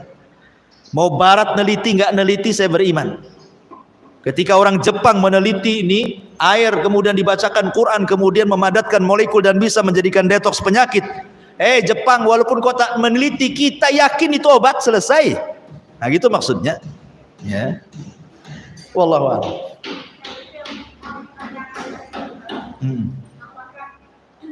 Kalau kita mendapatkan pengetahuan itu, kita share untuk orang yakin apakah dibolehkan? Ya boleh, nggak masalah. Untuk menunjukkan kebenaran Quran umpamanya kan, nggak apa-apa. Kebenaran hadis Nabi itu kalau ngomong nggak masalah, hanya untuk sekedar memperkuat saja. Sebenarnya tanpa ada pembuktian pun orang yang beriman itu harus yakin. Apalagi ada pembuktian. Dan kebanyakan kan pembuktian itu kan dilakukan oleh orang-orang non muslim. Ya, contoh kenapa orang Islam itu sampai ada seorang orientalis dari barat tuh sudah hafal Quran, orientalis. Ya. Dia memperhatikan orang Islam itu kenapa dia wudu. Kenapa dia wudu ya? Kenapa setiap sholat dia wudu? Diperhatiin. Akhirnya dia tanya sama kesehatan. Ya. Baru sampai kepada memasukkan air ke hidung dan dihirup gitu ya. Sudah masuk Islam dia. Setelah mendapatkan penjelasan dari dokter tentang kesehatan wudu itu. Belum masuk sholatnya, gerakan-geraknya, belum puasa, baru wudu saja orang sudah masuk Islam. Nah dari situ apa kemudian kita harus seperti orang orientalis? Tidaklah, kita terlahir Islam. Ya, yang perlu kita adalah ya yakini tentang kebenaran Quran dan Sunnah itu saja. Yang didoktrin itu saja. Kalau tidak ya nanti kena pemahaman tadi orientalis, kemudian sekuler gitu ya. Apalagi sekarang lagi liberal, macam-macam ya kan. Wallahu a'lam. Ya, tambahannya Ya. yang dikhawatirkan dalam share itu ada manfaatnya untuk dunia. Jadi orang melakukan karena dunia itu yang dikhawatirkan artinya mereka dunia mesti itu. Kalau kita yang kita belajar semuanya ya dengan ini kita ya kemampuan jadi pasti. Tapi kalau misalnya jadi karena kesehatan, kalau ini melakukan karena kesehatan, kalau kesehatan kayak sembuh. Jadi itu ternyata untuk kesehatan. Nah, ada orang yang sekolah awam yang semua benar ya ternyata untuk berarti kesehatan. Kan anak Allah mengatakan yang kalau kita sebut itu, saya kan biasanya ditawar karena Allah dari kesehatan. Paham. Jadi khawatirkan kalau kita diserkan itu kan kita tidak tahu niat hati orang, Bu. Itu kan perasaan ibu saja. Yang jelas ketika kita nge-share itu maksudnya memperkuat wudhu secara sains umpamanya kan, secara kesehatan gitu ya. Tidak apa-apa, hanya untuk memperkuat bahwa syariat Islam itu memang benar, dia wahyu, bukan sembarang ngomong. Kemudian habis itu diamalkan orang dari segi kesehatannya, ya tidak masalah. Ya. Contoh umpamanya tidur kailulah. Ibu tidur kailulah kan? Kailulah itu apa? Tidur sebelum duhur. Nah, ibu kalau sebelum duhur kira-kira 5 menit, 10 menit ibu rebahan. Itu namanya kailulah namanya. Tidak harus ibu ngorok, tidak. Ya, yang penting rebahan lah. Apa namanya? Sleep chicken apa namanya itu? Ya pokoknya ya tidur rebahan gitu saja ya. Dia sekitar 5 sampai 10 menit lah sebelum duhur. Mungkin kalau di kantor bisa di meja sambil gini, pokoknya itu kailulah itu. Walaupun barat tidak meneliti, tetap kita katakan itu sunnah dan ada unsur kesehatannya.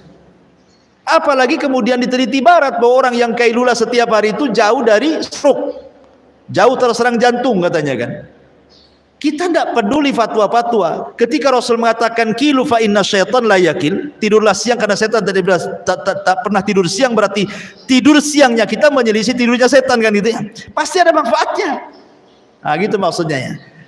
Ditambah-tambah kemudian ibu kasih keterangan, buktinya orang barat meneliti dan benar, berarti kan membenarkan apa yang disabdakan Nabi. Kemudian ada orang yang mengamalkan seperti itu biar gak kena serangan jantung, bukan karena perintah Nabi tetapi banyak karena kesehatan, ya ada masalah kan gitu ya. Umpamanya, apalagi orang kafir gitu, gak ada kaitan dengan Islam. Wallahu a'lam. Iya.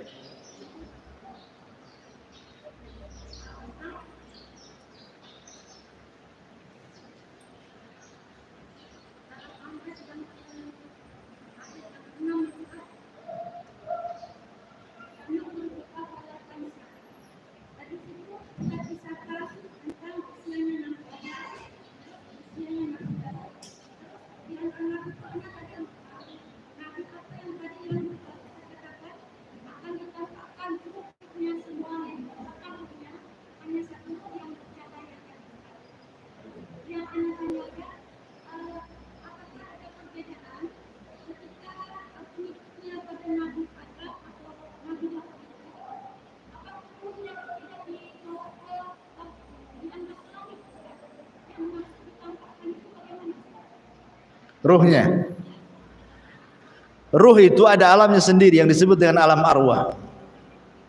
Ruh yang dipisahkan cuma satu, ruhnya Isa bin Maryam. Ya, jadi semua ruh itu ketika diusap sininya, maka keluar semua ruhnya.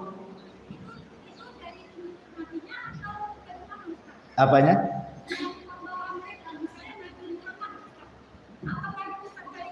Semua ruh itu diusap dari punggung Adam. Semua turunan Adam itu dari mau semua kita, semua para nabi. Cuman ada ruh yang diistimewakan, namanya ruh Isa. Dia tidak diletakkan di alam arwah, tapi diletakkan di alam lain. Satu itu saja. Makanya kenapa kemudian Isa itu disebut Ruhul Kudus, ruh yang disucikan Allah kan begitu. Tetapi kan bukan berarti kemudian dia anak Tuhan, tidak. Itu hanya memang Allah Subhanahu wa taala hendak memuliakan saja. Jadi ruh itu dari sini ada perbedaan ulama tentang penciptaan Adam dengan penciptaan anak turunannya. Kalau Adam jasadnya dulu diciptakan, baru ruhnya ditiupkan. Artinya jasad baru ruh. Tapi kalau anak turunannya ruhnya dulu diciptakan, baru jasadnya. Ya, itulah bedanya ya. Kalau Adam kan jasadnya dulu diciptakan, setelah jasadnya jadi, baru Allah ciptakan ruh, baru Allah tiupkan sendiri. Jadilah Adam. Kalau anak turunannya enggak, karena sebelum Adam punya anak turunan, Allah usap punggungnya, keluar ruhnya. Padahal jasadnya belum diciptakan, tapi ruhnya semua anak cucu Adam sampai kiamat langsung keluar dari sini, dari punggungnya Adam tuh. Nah, jadilah ibu-ibu. Ibu di perut ibu, kemudian jadi janin 4 bulan, ya kan sudah jadi bentuk orang tuh 4 bulan. malaikat ruh ngambil ruh di alam ruh sana. Diambil, masukkan satu. Jadilah dia orang. Gitu ya. Nanti ada lagi yang umur 4 bulan di janinnya, ambil lagi malaikat ruh di alam ruh, masukkan lagi di situ. Dan akhirnya sampai habis ruh di sana dengan habisnya jasad di bumi. Artinya begitulah, sebanyak itulah turunan Adam. Terus Ustaz, yang ketika dikatakan ketika manusia sudah wafat, maka kan ruh dari asal tulang itu dibebaskan. Dengan itu yang kita katakan maksudnya apa dari ini Ustaz? Secara ada besar ketuhanan semua yang selama ini masyarakat kita kan disimpan di langit itu. Ketika dikirimkan kata-kata baru kembalikan ke bumi. Itu maksudnya bagaimana kisahnya itu? Kenapa ada yang diangkat ke langit terus kenapa yang besar dari umumnya neraka?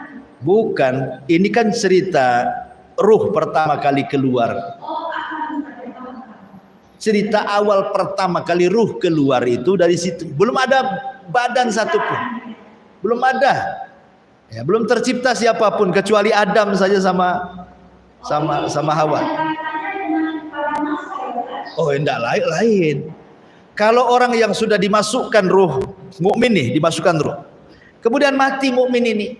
Kemana ruhnya? Kalau dia mukmin diletakkan di atas lagi, di iliyin. Ya, kalau dia kafir diletakkan di bawah di sijin. Sampai kiamat. Ketika kiamat ya maksudnya ya. Ketika kiamat. Tapi kalau sebelum kiamat ya ruh di dalam kuburan semualah diazab. Kalau dia orang yang fasik, yang kafir. Kalau dia orang mukmin ya ruhnya ke surga lah. Umpamanya ini ada orang baik dikubur hari ini. Itu ruhnya ya bolak-balik ke surga dia. Menikmati yang disebut dengan nikmat kubur itu. Tapi ketika terjadi kiamat, tiupan sangkakala gitu ya, yang pertama, maka ruh yang dari bolak-balik ke surga balik lagi ke kuburan. Kemudian melesat ditaruh di iliyin kalau dia orang baik. Kalau ada yang jahat di sijin, baru kemudian dihancurkanlah dunia sehancur-hancurnya kiamat besar. Kemudian datang tiupan sangkakala kedua. Ya kan? Jasad yang tadinya kemudian hancur dibalikin lagi. Kemudian dia ditaruh di permukaan, baru kemudian Allah perintahkan ruh itu untuk melesat ke jasad-jasadnya masing-masing. Dari iliyin turun ke jasadnya ibu kan itu ya, umpamanya. Nanti dari sijin ke orang kafir kan itu nggak tahu. Ya, oke.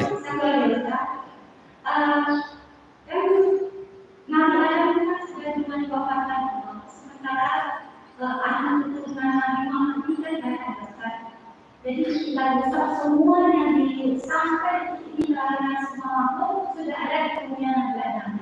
Terus ketika yang untuk sekarang itu di mana ditempatkan tempat sekarang tidak ada Adam, tapi sudah dikeluarkan sampai ke anak cucunya Nabi Muhammad yang dari Terus di mana? Di alam ruh. Di alam. Ada alam ruh namanya. Memang penyimpanan ruh di situ. Namanya alam ruh. Alam arwah. Nah, disitulah alam arwah. Jadi semua ruh ada di situ. Nah, di alam arwah itulah malaikat kalau mau masukkan ruh ambil dulu di alam arwah. Nah, sini kamu, waktunya lahir kamu tuh. Masukkan ke situ. Iya, baik.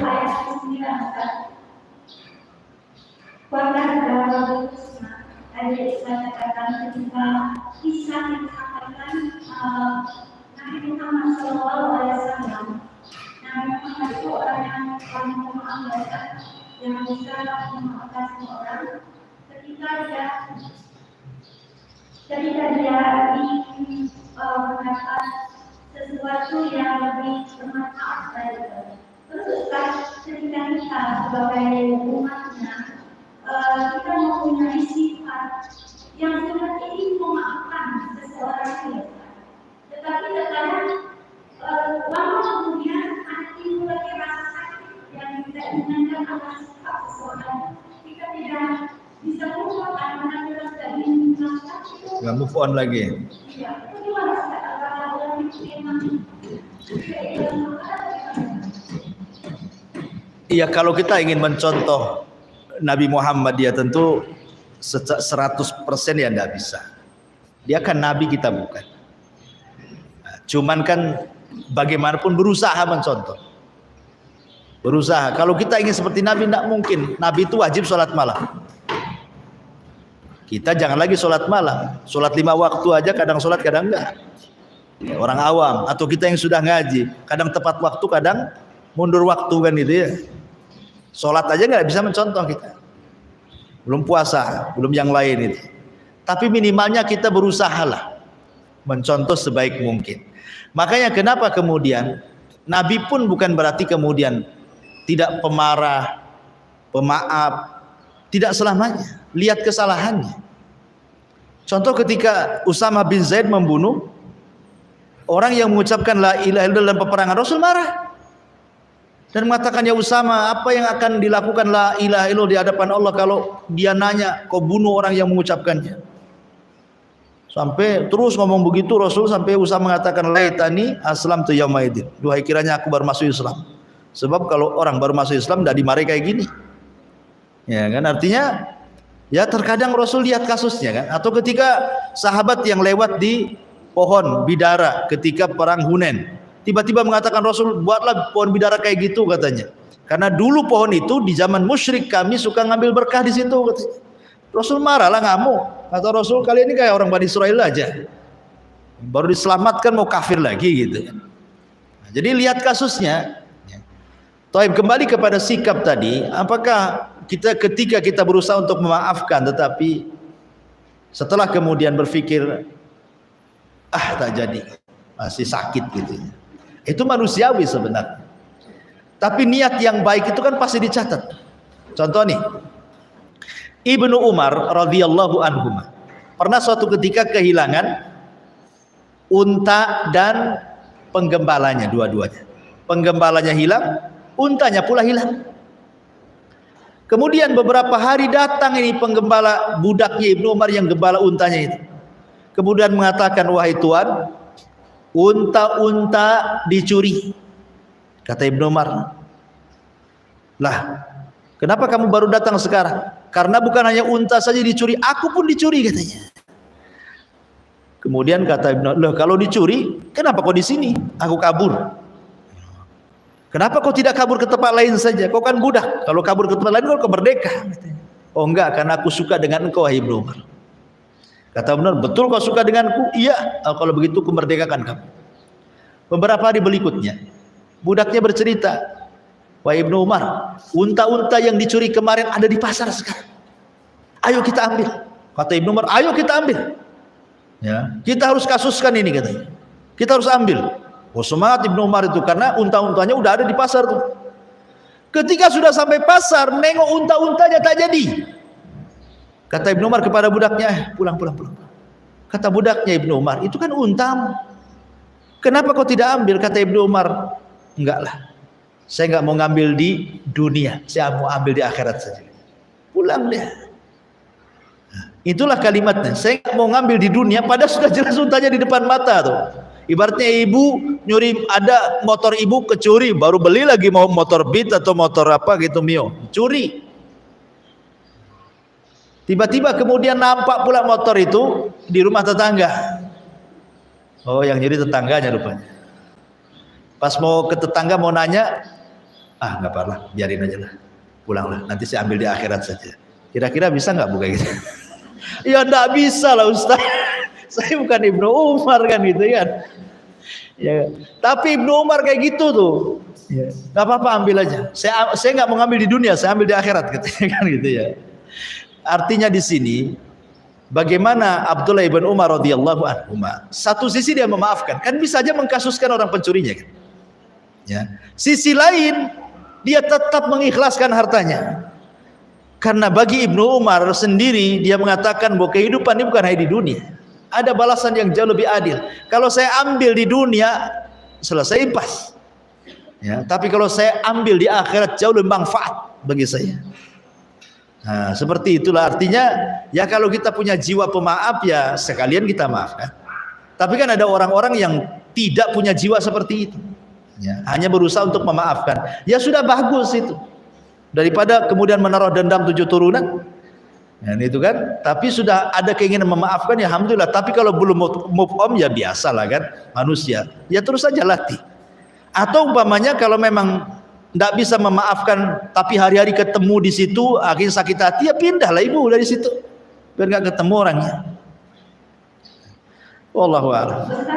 Iya. Mana lebih baik jika seseorang berusaha atau dia mencuri seperti itu, maka kita misalnya berusaha ya, terus kan di akhirat itu ketika seseorang mencuri atau berkata yang tidak benar akan kembali diajarkan dia yang selesai.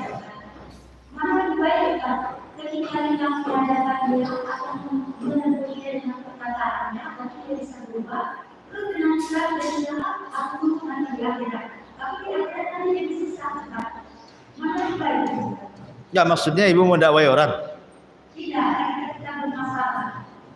Kita biarkan aja, jangan menyakiti kita, biarkan nanti urusannya tidak benar. Orang itu anggaplah menyakiti, Iya. mengambil barang sesuatu gitu ya. Nah, pertanyaan apa boleh? Ya sudah urusannya di akhirat gitu katanya. Ya boleh, itu Ibnu Umar tadi. Nah. Kita langsung nasihatnya, berarti urusan dia selesai. Dengan kita membiarkan dia lebih baik. Urusan kita di akhirat. Ya buktinya Ibnu Umar kan dia lebih paham mana yang lebih baik kan. Sebenarnya kan dia bisa saja negor kan. Tapi bagi Ibnu Umar tidak. Sudahlah, tanpa sepengetahuan orang itu, dia mungkin dibiarkan. Mungkin dia sadar nantinya kan. Tapi urusan dia dengan aku di akhirat belum selesai. Dia kan memaafkan kan. Ya sudahlah, nggak apa-apa, silahkan ambil unta saya. Berarti kalau sudah memaafkan, tidak akan menentukan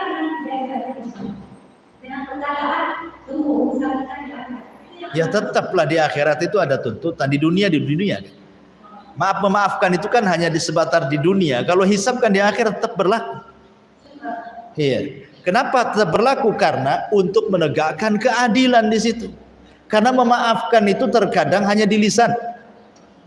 Ya kan? Ada orang datang nih, tolong maafkan saya. Karena segan ya sudah saya maafkan. Padahal gondok tuh hatinya. Enak aja sudah dolimi saya, datang-datang minta maaf. Karena segan akhir terpaksalah ya saya maafkan. Padahal hatinya itu tak memaafkan, lisannya aja kan. Di dunia itu tidak ada yang maksudnya mendapatkan keadilan 100% itu tidak bisa. Nah, makanya kenapa terulang nanti di akhirat. Untuk keadilan 100% sehingga ketika orang masuk surga itu betul-betul tidak ada kedengkian. Ya, sehingga hati surga, penduduk surga itu memang betul-betul satu hati. Ibu saya kira cukup ya, sudah jam 11 ini. Ya subhanaka bihamdika asyhadu an la ilaha illa anta astaghfiruka wa atubu ilaik. Allahu ta'ala. Assalamualaikum warahmatullahi wabarakatuh.